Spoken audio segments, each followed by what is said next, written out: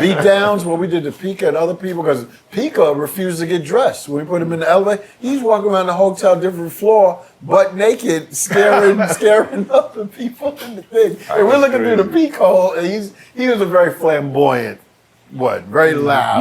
He was one of Kwame's backup dancers. Talking smack all the time. But this was the thing, like, it wasn't like, look, and these were the same tours that, for example, I think it was the same tour where Troy passed away. It was, yeah. When Trouble T. Roy when he fell off the thing. Heavy D's. This was one of them same, it was on the same tour. So, I mean, this thing, and we're all young, and so it's exhilarating, but it's also like. And that death came from a game. We had this game where it's like, you'd pick up an apple or something, and I throw it to you real quick, and you wouldn't know, but you had to catch it. But if you didn't catch it, you're gonna get a beat down. So that was the whole thing, like catching somebody, I'm throwing it to you real quick, and I'm looking at you. If you dropped it, you're gonna get a beat down. You know what I'm saying? But the thing was, first it was a piece of fruit, then it turned into different items, then it turned into a big laundry cart. One of them trash carts. Yeah, trash carts, and we're throwing it to each wheels other. On them. And when our road manager at the time threw the cart to him, he decided to jump up on this ledge that was like on the third or fourth floor of the building. It wrapped around the parking deck or something, and the cart hit his foot, and he lost his balance and went down head first, and that's how it was. Wow. So that's murder, ain't it? No. Well, but you know what that is? That's like motherfuckers play too much. Yeah, the gentleman. Remember that one? He never got over that. It just he just. No, I don't think any of us did. That was one of the most horrible nice things. That was like was never the same. No. So that it was safe to say that's like one of the worst experiences that happened on. Absolutely. One of them, yeah. On tour? we had a lot of fun too, because one of the things we would do with Public Enemy and S1Ws and stuff, we put on their gear and go out there and do the step during their live show. Kid would put the hat on, his high top thing is up there, but we didn't tell Flavor. So when Flavor came out with doing his thing, he's like, he's like bugging out. So we do stuff like that. They let us be S1Ws, which is kind of disrespectful, but we were just like, and then they let us though. We were on the tour that the first tour that NWA ever did. Yeah, Kid and Play and NWA. Yeah. It just all that in that movie. Right. Welcome to Compton and all that stuff. That was all of us together. Yeah, they didn't put us in the movie because that's not really on brand. They didn't really mention anybody else because it was Public Enemy and all of that and stuff. But that was defining and historic. That was interesting because when they wanted us to do that tour, I said no, because we were familiar with NWA from times we was hanging out in LA doing the movie. So we was hearing the cassette tapes before they even blew up. And at the time I cursed like the best of them, but this was like something new. These cats was like angry, you know what I'm saying? Mm-hmm. So I'm like, I just didn't think that was a fit. But I made a bet. When we wrapped up one of the tours with Public Enemy, it was that last night. So everybody's going to, as we normally do, hang out in the hotel, get with girls get with guys, the whole nine. All I wanted was a virgin pina colada, but I came down kind of late. Mm-hmm. So I go to the bartender, like, yo, can I get a virgin pina colada? Evidently, he was having a bad day. He couldn't wait for his shift to be over. He's cleaning up.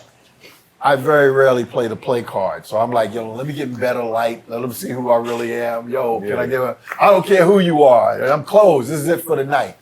So I get with the crowd or whatever. The guy, Darryl Brooks, who's the part of G Street, one of the producers of most of the tours, comes and wants to, I already said no. I was like, yo, I'm not feeling this. So I wanted to be fair. So I said, well, you know what? I'll make a deal with you. You give me a virgin pina colada, we'll do the tour. He didn't know that I knew that this guy was angry and he wasn't making no more virgin pina. He wasn't making them for nobody. Right.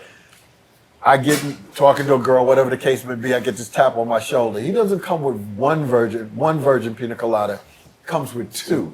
For you and the girl you talking to? No, it was for me. He could care less about the girl. He's like wanted to do this deal. Right. So I didn't realize at the time why it was so important for Kid and Play to be on this tour. But come to find out, the promoters, for insurance reasons, wasn't feeling the tour with NWA and Public Enemy.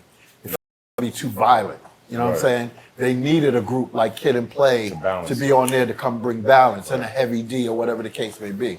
So we were a big part of another thing that a lot of people aren't aware of in regards to how things came along. Yo, it was hard to get insurance in some of Yes. those buildings, some of those arenas. You know, so a lot of times, look, Public Enemy, they would call us, you know, those early 90 tours.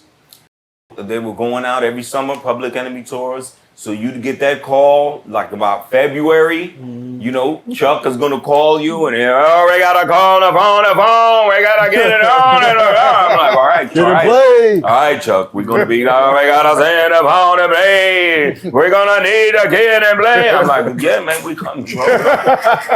So I mean, but imagine an NWA and Public Enemy. You know what I'm saying? It's We gotta get in the building, hey. So, We're gonna need some kid to play. Did the fans take to y'all? That sounds like that doesn't sound like your crowd at This all. is the thing. No, but that was our mistake. We thought they was two different audiences. They were not.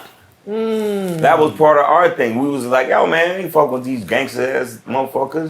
That ain't the same flavor. Yes, it is.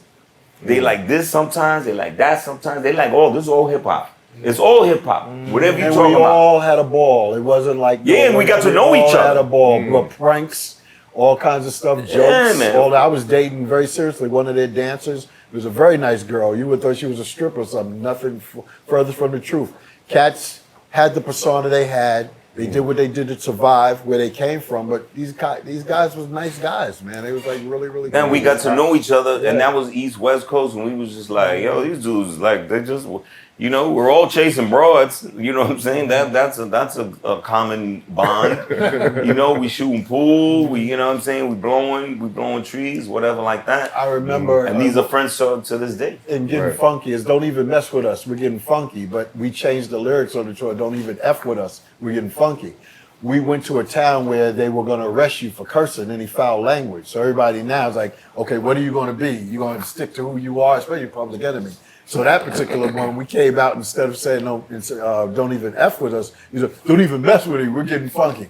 The joke from that whole time, every time we ran into anybody from that crew, don't even mess with me. That's what it is. No. I remember we were in the van back to the hotel with Ice Cube and them. Ice Cube looked at me and said, don't even mess with me. Yeah.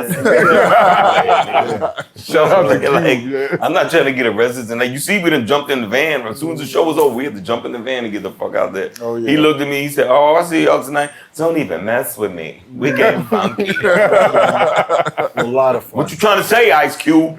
It's very interesting in this. I know we already introduced you guys, but it's so much of an honor to even be sitting here with you gentlemen right now. I just want to say that at the age I am, I'm the child that was listening to y'all. One of the first hip hop songs that I ever remember listening to is, you know, the one that you just mentioned earlier. And I used to listen to it over and over and over. So what I want to say is, my parents was one of the parents that thought hip hop was a bunch of noise. Yeah. You know, they didn't accept it, they didn't want to hear it. It was you guys that actually helped usher in you, Will Smith, LL Cool J with I Need Love, help introduce them to a whole different light to accept hip hop and listen to it in a different ear. So what I wanted to say is, now that we bringing all of this up, that you guys, y'all, in my generation, y'all like legitimized hip hop, which you just said about the insurance, which I didn't even know anything like that. That was But real. y'all legitimized hip hop for the older people, which actually opened it up for the whole world. So everybody that's watching this that don't understand that, we wouldn't even have hip hop the way we have right now if it wasn't for Kid and Play. These guys were the pioneers for commercial and not commercial in the way. If it wasn't for the commercial, it would have never got introduced to the world. So let's make that clear, you know. Because I even heard earlier you say something about your greatest hits. Some of your songs, like, oh, you want to stick to, but if it wasn't for those hits that you named, that was what my parents heard and was like, this is not that bad. This is good. So fast forwarding, something I want to know. Sure. So getting to this NWA thing, so I was the kid that was listening to KRS-One, you guys, and everything like that. And, that was pretty much a positive type of flow. And then NWA did drop. And as a child, I went from a shift from, listening to the dance music, good music, to now thinking, I'm a nigga on the run. You know what I'm saying? My Yeah. life on the line, the cops want to kill me. Nigga with an You know what I'm attitude. saying? I'm a nigga with an attitude. Hey. My mindset wasn't even like that. My sister's a bitch. You know what I'm saying? I didn't even hear anything like that because I was raised off of you guys. So, in my world, in my mind, I often think, was that a systematic setup to get rid of you guys and, the original people that I grew up off that was actually making my generation a positive generation? Basically, And- y'all had a message. yeah, Y'all usually and had a message. shifted to Well, this gangster rap. If you're talking about, there was a time like in the mid '90s, we had to get low because the vibe had changed. We had the late '80s into the early '90s, a thing, and the movies, music, and the movies, and everything. But by '93, '94, '95, the vibe had changed. The gangster rap was hitting.